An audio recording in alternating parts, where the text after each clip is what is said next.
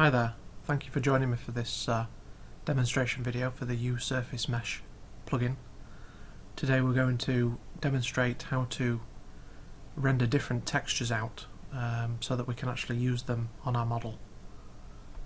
So the first thing that we're going to do is go over to search classes, and we're going to drag in a plugin. So we have to type USurf, and we drag in a USurfaceMesh grid. And then we'll angle it so that we can build a rock.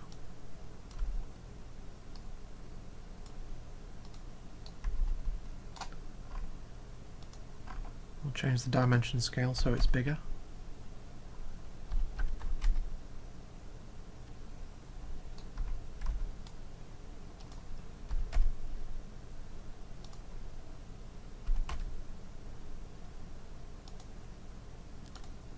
And then we'll add some height to this, so we'll change the max height to 500, and we'll use a texture to change the height. So we'll go over to the USurfaceMesh content folder, and we'll go over to the height maps folder, and then we'll choose one of the height maps.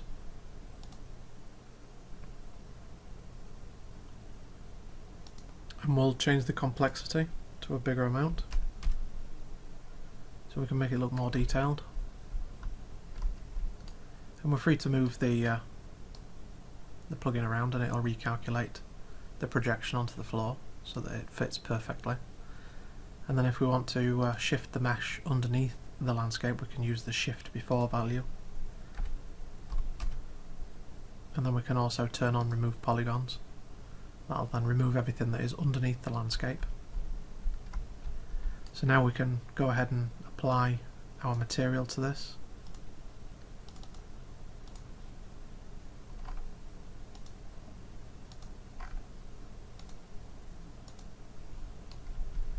And then we can also set up our automatic painting using render textures. So if we go down to set vertex colors, and then the rock is in the green channel, and there are two surfaces for two types of gravel that are in the red channel. So we want to use the first gravel material, which is in the black colour in the red channel, and then for the green channel, which is the rock, we want to paint in the surface angle. So we want to select all rocks that are 90 degrees. We'll change the surface angle to 90 degrees, have a fall off of 60, and then we'll also paint into the alpha channel, which is used to flatten the edge of the displacement. We'll paint in the edge distance, and we can go to the edge section here, and we can change the edge range there, and then we'll go back up to render textures, and we'll let it calculate. And then now we should end up with rocks on the vertical parts. So the other thing we can do with this is we can also render out these various values that we set up here as textures. So we can render the height of the material of the surface that we've got at the moment. We can also render the normal map. Render an ambient occlusion, so that's the shading in between parts that are close to each other, and we can render the curvature of the mesh, and that's both concave and convex as well. We can also render that edge gradient, so that distance to the edge, we can render that out as a texture, and we can also render the surface angle as well. So we can have those surfaces that we selected at 90 degrees away from the vertical z-axis. Those can also be painted into the surface angle texture. So if we turn that on as well. And now if we come down to the render targets, these are where all the values will be rendered into. So if we clear out some of these old textures that I have here. Right, so if we go and render the textures, then these will be populated with all the information. So this one here is the ambient occlusion, and then we've got the curvature,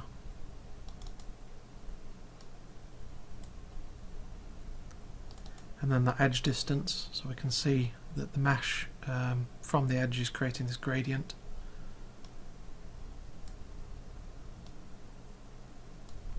And then there we have the height,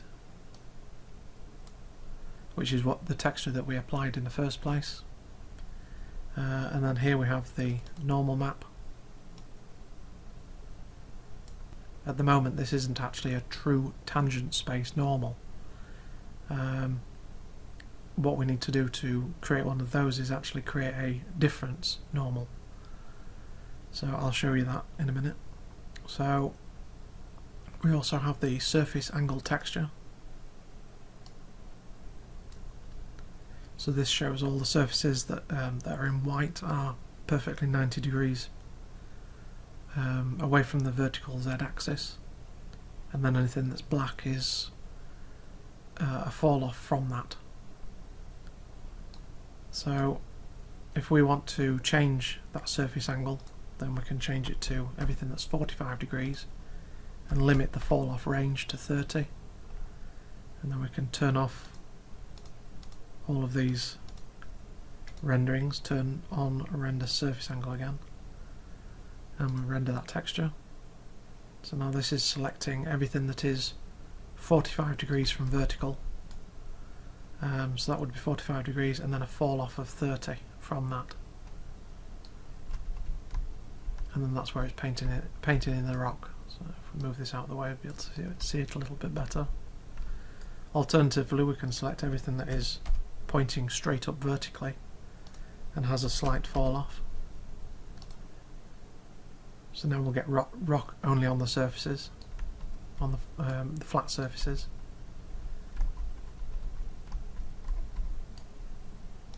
So if we go back to painting it on the side,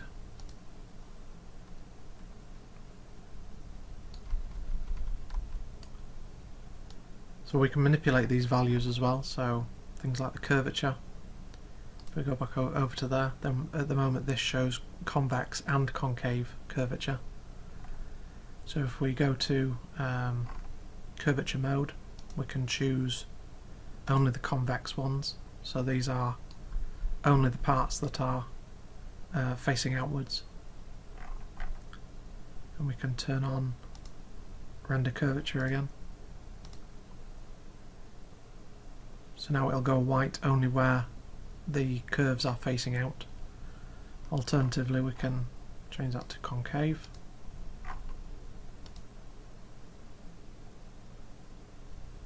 So now we're only selecting the parts that are curving inwards.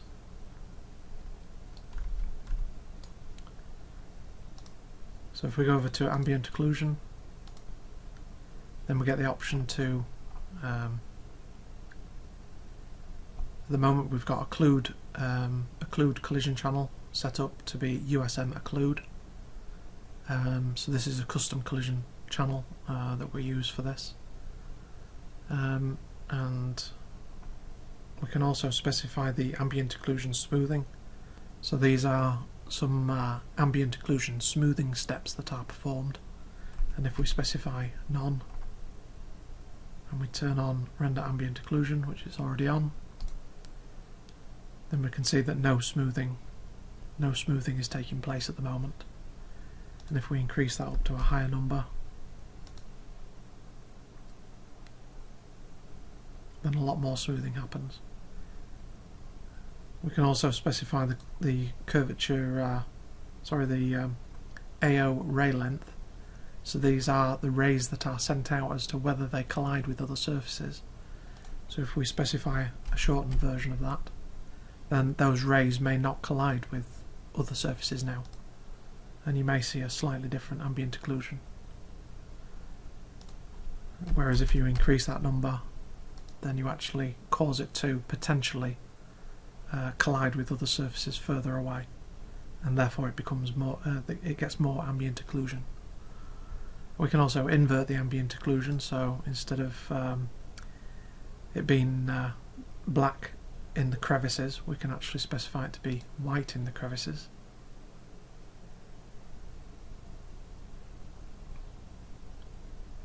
So moving on, we can now focus on the normal texture.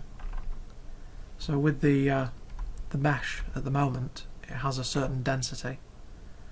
So if we go and change the complexity to a high number,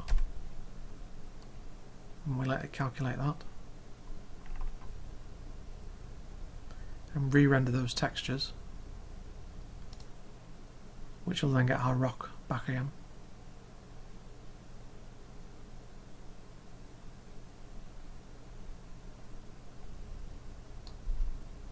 We can choose to turn on auto render, and then whenever you rebuild the mesh, then those textures will automatically be rendered out and the vertex colours will automatically be set as well.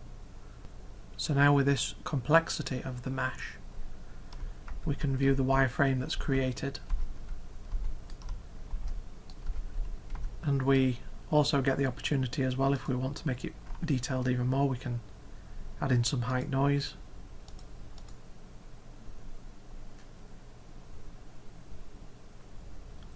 You may want to decrease the complexity whenever you do something like this, because if the mesh is more complex, it's going to take longer to render and build. So if we turn on auto render, then at least we'll still be able to see our rocks. So now if we go down to height noise, and we'll go to the USurfaceMesh content folder, and we'll go down to height noise folder, and now we get to choose various different noises that we want to apply to the surface.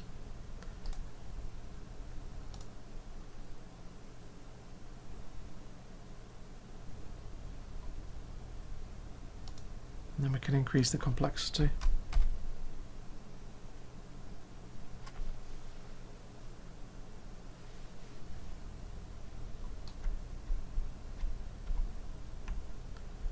And if we're happy with what that's producing, then we can then go back to render textures, and with the complexity as it's set, which I might just increase that slightly, go back to 20 again. And the idea with this is that you're able to bake a high resolution or high complex mesh down to a low complexity mesh. So we'll see how many polygons this gives us. So there's 61,126 at the moment. So if we have a look at that, and that's what it looks like. So if we now go to render textures and go down to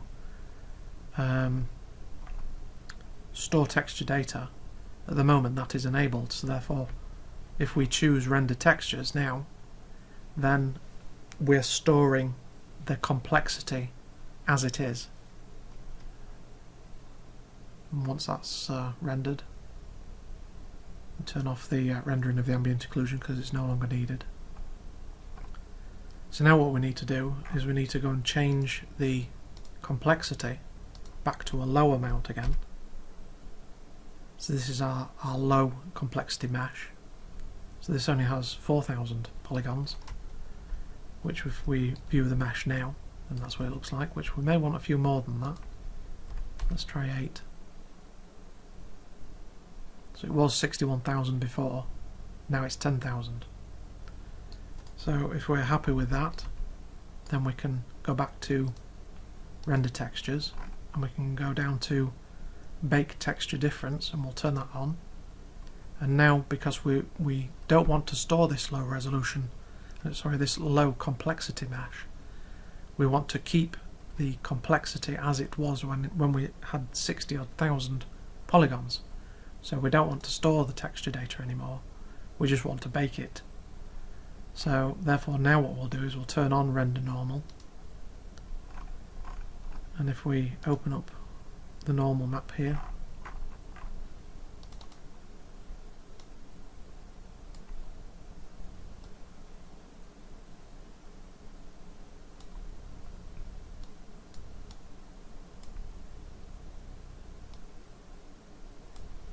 then we now choose render textures, then we now should have a correct tangent space normal. So what we need to do now to use this is right click the normal map and choose create static texture, and then we open that up and change the compression settings to normal map, and now we get our finished normal map here. So if we want to, we can use that normal map to overlay over the materials to provide greater depth and detail to this mesh. So one other thing that we can do when we render out the surface angle is we can use the surface angle as a mask texture. This can be quite good for selecting certain surfaces as well. So what we need to do now is choose reset to default. That'll get us back to where we started, and then what we can do is specify the dimension scale to be larger,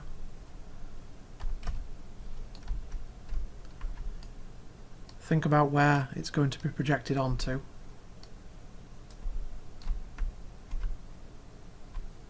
we can always turn off the dynamic shadow as well so that we can see better, and then we can tell it to set up to build.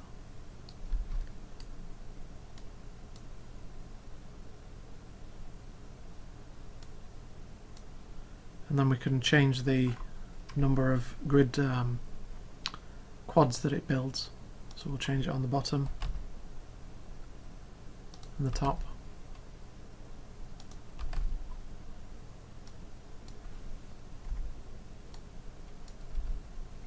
Change the complexity so that it matches the surface a lot better. And then now what we need to do is we need to render out the surface angle that we're currently on. So if we go to render textures and we go down to the surface angle, we want to select all the surfaces that are 90 degrees away from the vertical and with a fall off of 60. And if we choose to render the surface angle to the texture, then this will be placed into this texture here.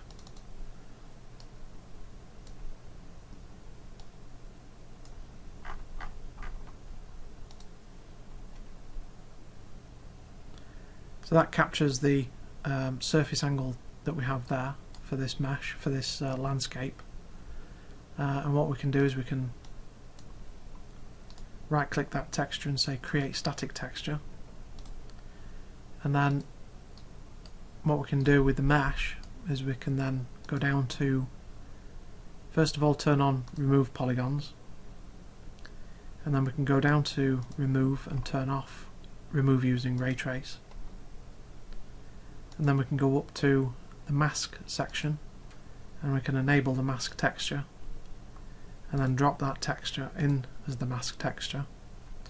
That now masks off everything that is at 90 degrees with a fall off of 60.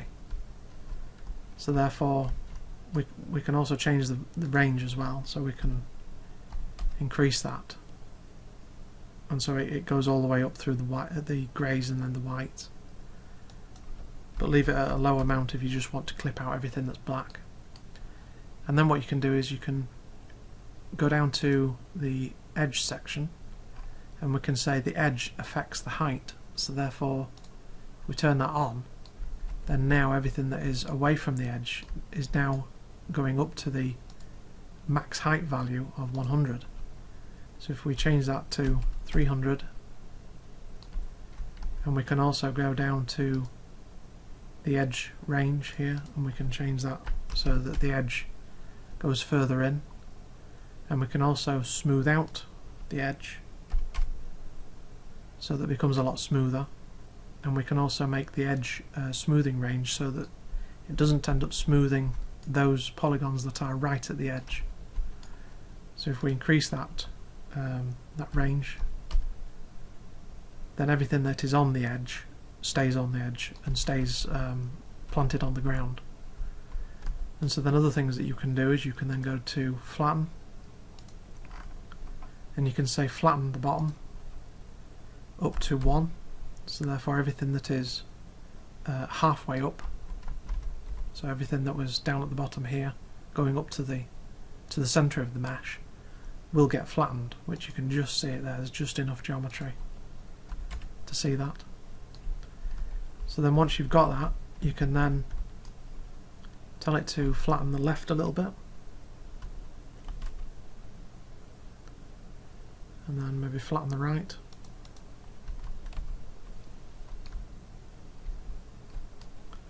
And then we can go up to height noise, turn that on, and then go over to height noise, go over to the USurfaceMesh content folder, and then the height noise folder, and then now we get a choice of many different kinds of textures that are able to displace the surface even further. And it's just a case of trying some of these out to see what fits your needs. And you may also want to increase the density or the complexity of the mesh as well, so that you can actually see this detail.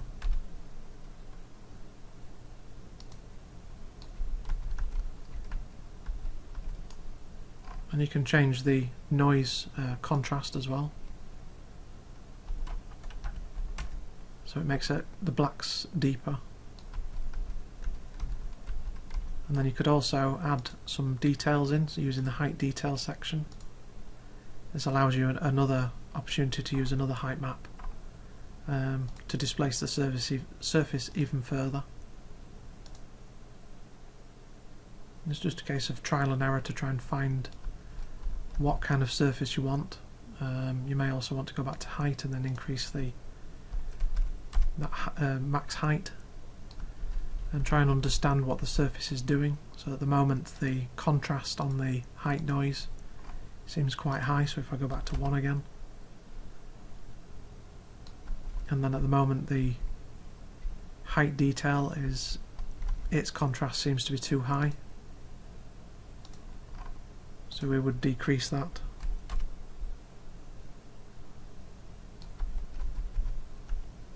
So now we're starting to see some breakup of the surface. And if we want the edge of the mesh to go underneath the landscape, we can go back to the height section, and we'll go back to the shift before, and we'll shift them down so they go underneath the landscape, and then we go back to the remove section and we'll re-enable remove using ray trace, and that'll then remove all of the polygons that are sat on the edge.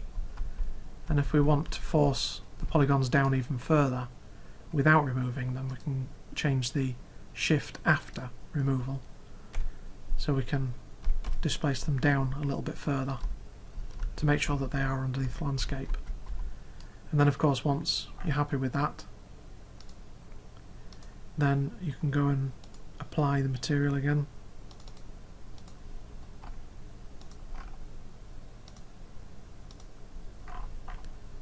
And then we may also want to set the vertex colours again. So we want the surface angle in the green channel, which is the rock, the edge distance in the alpha, leave the red channel as black so that we're displaying one of the gravels, and then we need to select the surfaces that are 90 degrees, and so therefore we'll choose render textures.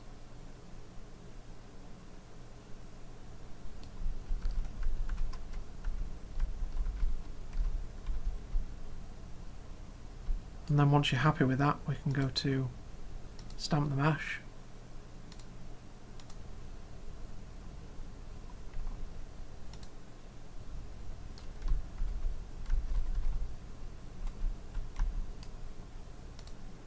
and we'll go and have a look at it when we play.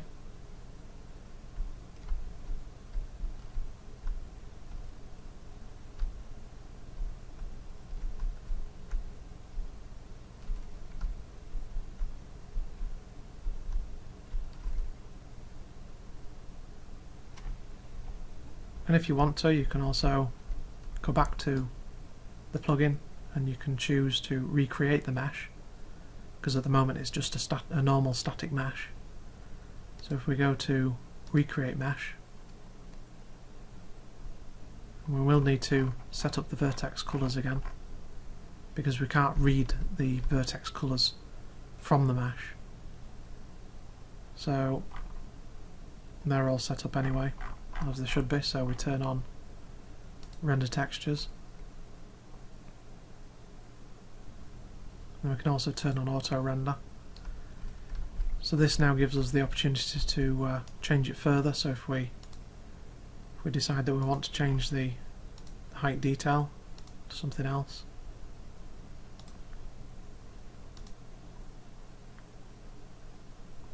it will take a little bit longer because it is rendering the textures as well, because we turned on auto render. As we can see, it is changing it slightly.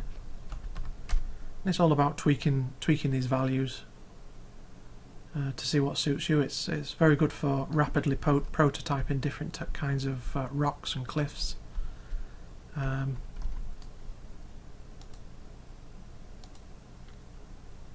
Generally just seeing what works for you. So maybe flatten out on the right again.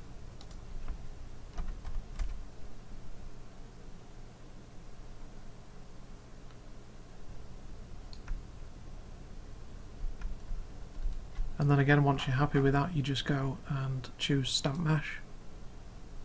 That then restamps it.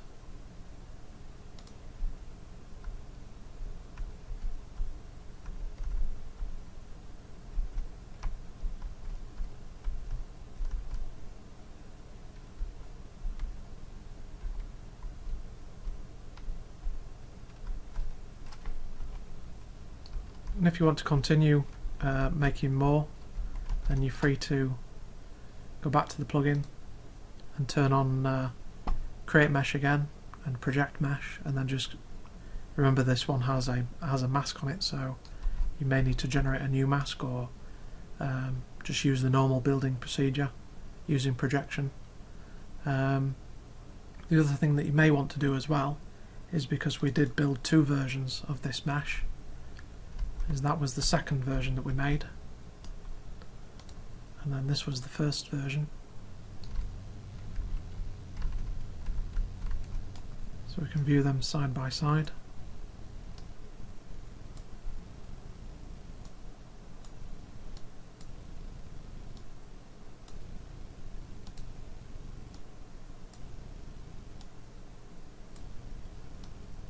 So we get to see how they look. So this was using the stratified kind of noise, and you know, depending on which one we like the best. So at the moment we've got this one in place here. So if we go to that, if we go to the plugin and we go down to the link section, we can see that at the moment we are linked to that actor, that static mesh actor in the world. So if we want to delete this actor, then you may find that when you delete it, it tells you that it's already referenced by the plugin that is using it, and asks you whether you want to delete it and therefore get rid of that reference. So if you want to do it yourself, then under the Recreate Mesh actor, just reset that, and then you're free to then delete that mesh. And if you want, you can go and get the old mesh, which is this one, and then you can put that into Place Mesh. So this is going to place an actual static mesh and make it into a static mesh actor in the world. So now at the top we've got the button that says Place Mesh, and we can just click that. That then reslots that mesh back in place again, so that you don't have to try and attempt to rotate it and transform it into position. It just goes in exactly as it was stamped.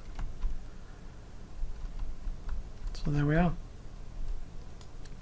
So thank you for joining me for this video. If you like these videos, then please subscribe, and I'll see you in the next one.